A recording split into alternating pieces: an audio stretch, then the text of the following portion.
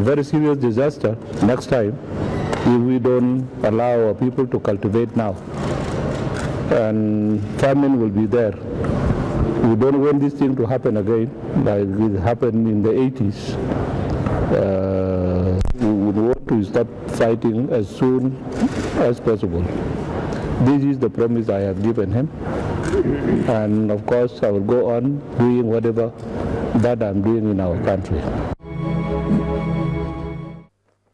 To Egypt now, the May 26th and 27th elections are inching closer, and in what one could call a political campaign, the Egyptian presidential favorite and former army chief Abdel Fattah al-Sisi has vowed that the banned Muslim Brotherhood group would cease to exist if he becomes Egypt's president.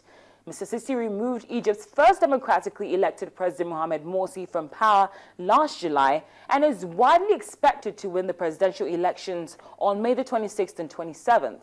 However, he denies that he had any aspirations to be president when he ousted Mohamed Morsi. On national television, Egypt's presidential frontrunner Abdel Fattah al-Sisi is ruling out reconciliation with the Muslim Brotherhood movement.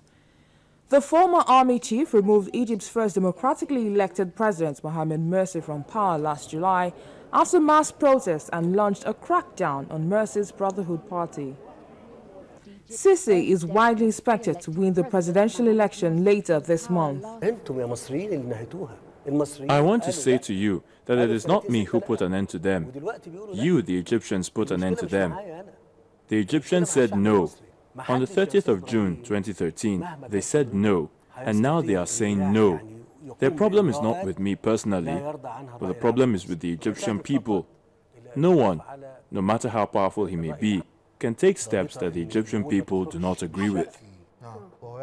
During the interview, he was asked whether the Brotherhood would cease to exist during his presidency. Sisi answered, "Yes, that's right." He certainly seems like he's the favorite because he appears to have the support of the people. Thank God he focused on some very important things. Most importantly, stability, security and the economy, and all of the issues that are relevant to Egyptians regarding their security and safety in the country, to enable everyone to live a dignified life. He is a great man, to be honest. His words are simple, yet strong. When you have someone who is speaking and understands what he is going to say, I mean, he is very clear about everything, and the Egyptian people want honesty. During the telecast, al-Sisi also revealed that 2 assassination plots against him had been uncovered. An Islamist militant insurgency has been growing since Morsi's overthrow. Islamist militants have killed several hundred members of the security forces in bombings and shootings. The army-backed authorities have outlawed the Brotherhood, and thousands of its supporters have been arrested and hundreds killed. After the break on Network Africa, find out how something seemingly small could make a very big difference. Now, just before we draw the curtains, runners in Libya's capital Tripoli took part in a marathon on Thursday, May the 1st, as part of an anti-smoking campaign. The campaign, called Stop to Start, was done to raise awareness about the dangers of smoking and promote fitness as well as exercise.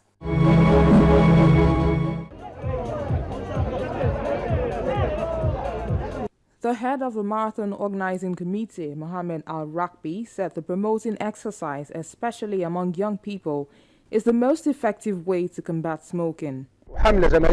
This is a campaign to combat smoking, which is harmful to people's health. I think we agree, and everybody tries to combat it. So we combat smoking in a special way.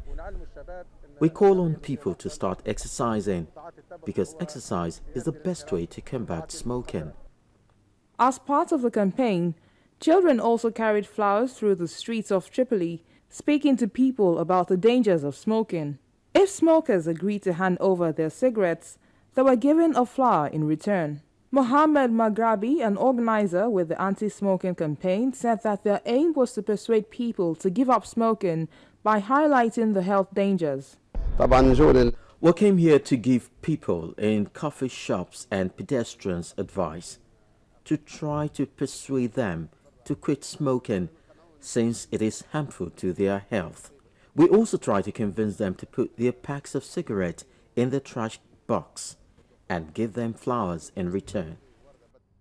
Some smokers reacted positively to the campaign and gladly handed over their cigarettes. I intend to stop smoking. When a man reaches 40, he should quit smoking. I'm planning to quit smoking and start exercising. God help me. A 1989 decree aims to ban smoking in public places, although no laws have since been passed to enforce a ban, and little data is available on the number of smokers and smoking-related diseases. And that's how we draw the curtains on this episode of Network Africa. Many thanks for being a part of the show. I always want to hear your thoughts and comments, so feel free to send me an SMS via the number on your screen. Till next time, stay blessed and proudly African. I'm Cynthia Are. Bye for now. A time comes in the life of every race when people are driven by echoes of the past to chart a course for an exalted future. Africa is at this threshold, as major actors in the Africa arena plot a renaissance towards common destiny.